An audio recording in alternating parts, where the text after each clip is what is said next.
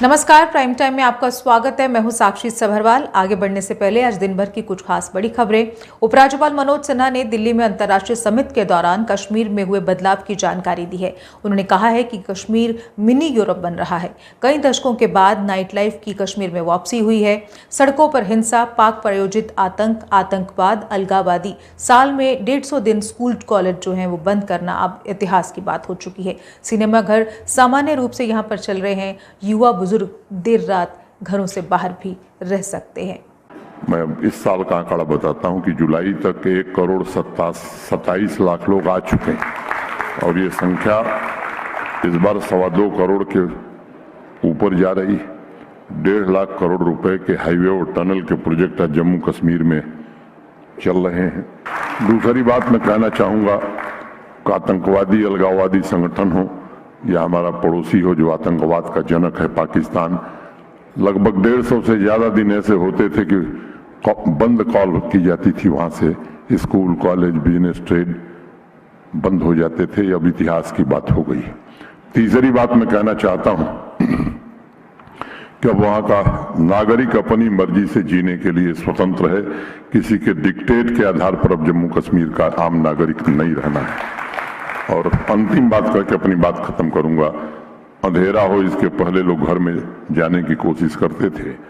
अब श्रीनगर शहर में 10 बजे रेस्टोरेंट भी खुले हुए मिल जाएंगे, सिनेमा थिएटर भी आप देख सकते हैं। और झेलम के किनारे गिटार लिए हुए नौजवान देर रात तक आइसक्रीम खाते हुए यूरोपियन शहरों की तरह गीत गाते हुए दिखेंगे। ये पिछले 4 वर्षों का परिवर्तन है। मैं गोयनका जी का, इनकी पूरी टीम का बहुत आभारी हूं। मुझे आपने अवसर दिया। मैं आप सबके प्रति हृदय से कृतज्ञता ज्ञापित करते हुए, आप सबको धन्यवाद देते हुए और आपको निमंत्रण देते हुए, आइए जम्मू कश्मीर ये केवल सबसे खूबसूरत नहीं है, सबसे बेहतर जगह है इन्वेस्टमेंट की, सबसे ज्यादा इंसेंटिव है। मैं इतनी बात करके अपनी बात पूरी करता हूं। धन्यवाद। जय हिंद। इसके अलावा आज की दूसरी बड़ी खबर, केंद्र सरकार ने संसद में आज आईपीसी, सीआरपीसी और इंडियन एविडेंस एक्ट में संशोधन के लिए विधेयक पेश किए। इस विधेयक में भारतीय न्याय संहिता आईपीसी, भारतीय नागरिक सुरक्षा संहिता सीआरपीसी और इंडियन एविडेंस एक्ट की जगह लेगा भारतीय साक्ष्य। इस विधेयक के संसद में पारित होने पर देशद्रोह कानून को रद्द करने का प्रावधान है और भी बहुत सारे प्रावधान है। और इस पर अपनी प्रतिक्रिया देते हुए पूर्व डीजीपी एसपी वैद ने अपने ट्विटर हैंडल के माध्यम से कहा कि देर से ही सही, लेकिन ये एक बहुत बेहतर कदम है। नमस्कार। भारत की सरकार की जो एक मूव है, आईपीसी जो 1862 में ब्रिटिश सरकार ने लागू किया था भारत में, उसको भारतीय न्याय संहिता से रिप्लेस करने की, और इंडियन एविडेंस एक्ट जो 1872 में 1872 में ब्रिटिश सरकार ने इनेक्ट किया था, उसको भारतीय साक्ष्य बिल से रिप्लेस करने की जो पहल की है। और सीआरपीसी 1973 में 1973 में इनेक्ट किया था, उसको भारतीय नागरिक सुरक्षा संहिता से रिप्लेस करने का ये जो भारत की सरकार का मूव है, बहुत ही वेलकम है और इसकी बहुत ज़रूरत थी। आप देखिए, 150 साल पुराना जिस देश में कानून होगा वो क्या लोगों को जस्टिस देगा, क्या जो इतनी पेंडेंसी है बहुत सारी कोर्ट्स में, उसकी ये भी वजह है कि हमारे जो आउटडेटेड एक्ट्स हैं उनको रिप्लेस करना है। तो मैं इसको वेलकम करता हूँ। ये भारत सरकार का जो मूव है आईपीसी, सीआरपीसी और इंडियन एविडेंस एक्ट को रिप्लेस करने का, ये लोगों को जल्दी न्याय दिलाएगा, प्रोसेस को सिंप्लीफाई करेगा।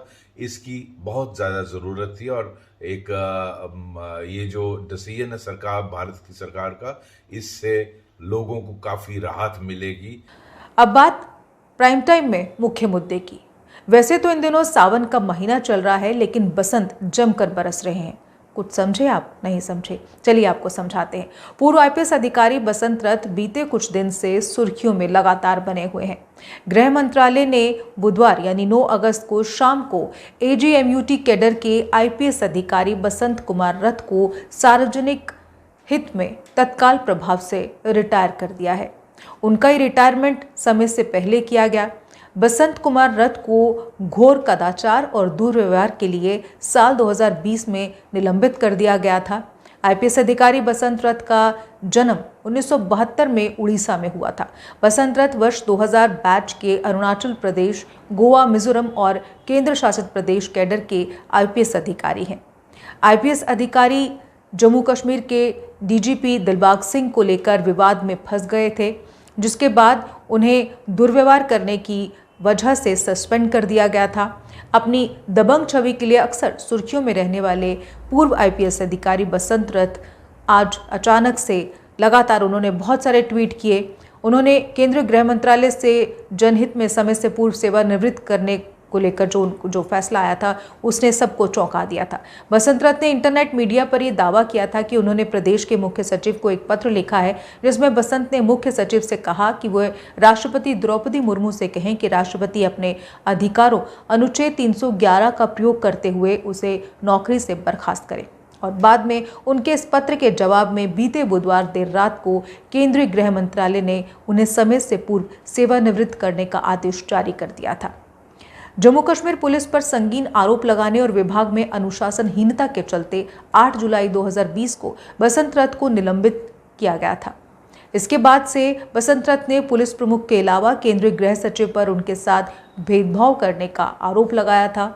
आईपीएस अधिकारी बसंत रथ का जन्म 1972 में उड़ीसा में हुआ था, जैसे मैंने आपको पहले भी बताया। बसंत रथ वर्ष 2000 बैच के अरुणाचल प्रदेश, गोवा, मिजोरम और केंद्र शासित प्रदेश कैडर के आईपीएस अधिकारी हैं। बसंत रथ ने अपनी समय से पहले जो सेवानिवृत्ति है उसके आदेश के कुछ घंटों के बाद सोशल मीडिया पर पोस्ट करके संकेत दिया कि वो जल्दी ही राजनीतिक पारी की शुरुआत करने वाले हैं और हो सकता है कि वो जल्दी ही शुरुआत कर दे। पोस्ट में उन्होंने लिखा कि वो मेहनती राजनेता बनेंगे। इसके बाद उन्होंने ऑनलाइन मोड से बीजेपी ज्वाइन करने की खबर भी सामने आई, लेकिन साथ ही ये सामने आया कि बीजेपी ने उन्हें पार्टी में लेने से मना कर दिया है और उन्हें कहा है कि पार्टी में इनडिसिप्लिन की कोई जगह नहीं है। इस बात से बसंत रथ बेहद खफा हो गए और अपने ट्विटर हैंडल के माध्यम से उन्होंने अपनी जमकर भड़ास पार्टी ऑफिस के बाहर जाकर निकाली।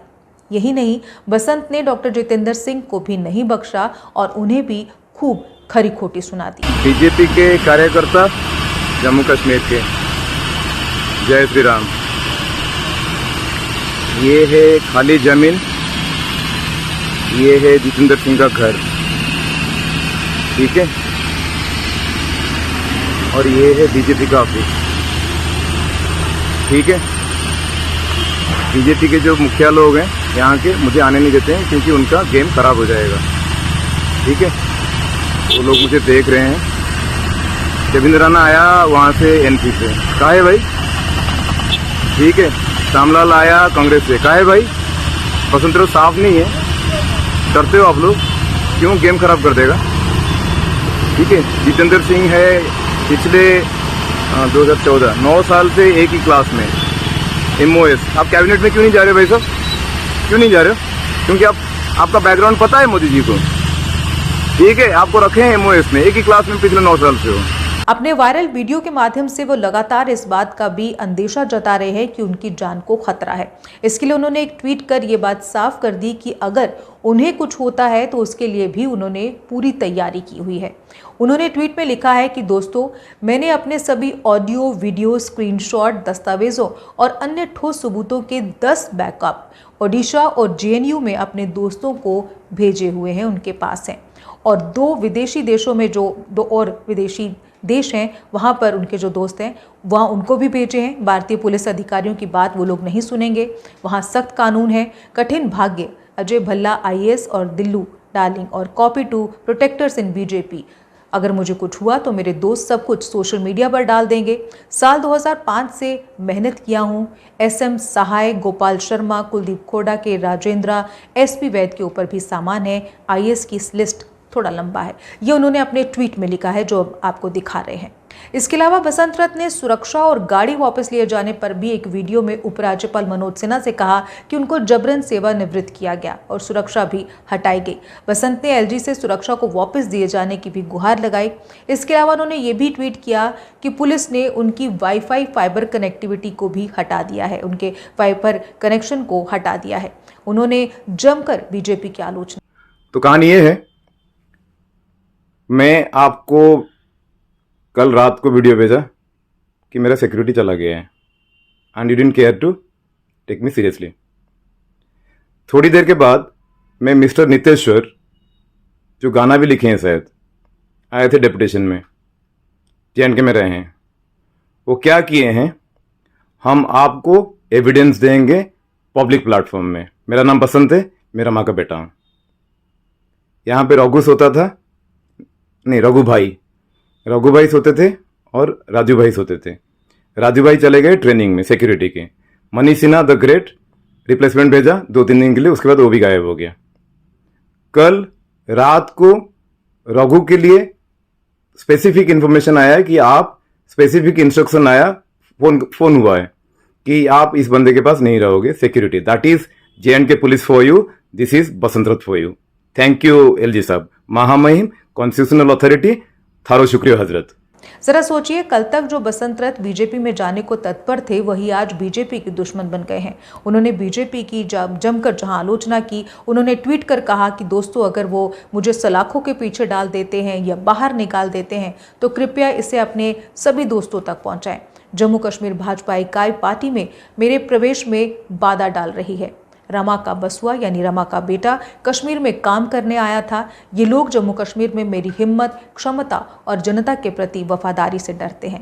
खैर, कई लोगों का ये भी मानना है कि कोई व्यक्ति, वो भी इतने बड़े रैंक का, आखिर क्यों ऐसा करेगा, और ऐसा करने की हिम्मत भी वही रखेगा शायद जो बेहद ईमानदार होगा। लेकिन वहीं दूसरी तरफ कि कौन कितना सही है, इसका अंदाज़ा लगाना बेहद मुश्किल है। अब ये जंग कहाँ तक और कब तक चलती है, ये तो वक्त ही बताएगा। लेकिन बसंत रथ इन दिनों खूब सोशल मीडिया पर छाए हुए हैं। या मैंने जैसे शुरुआत की थी कि मौसम तो सावन का है, लेकिन बसंत जमकर बरस रहे हैं। तो अब देखना ये होगा कि आने वाले वक्त में ये जंग क्या रुख लेती है। आज के प्राइम टाइम में बस इतना ही। कल फिर एक और नए विषय के साथ फिर से आपके सामने उपस्थित होंगी। तब तक के लिए आप देखते रहिए JK अपडेट और मुझे दीजिए इजाज़त। नमस्कार। जम्मू कश्मीर की खबरों के लिए जुड़े रहिए JK अपडेट के साथ।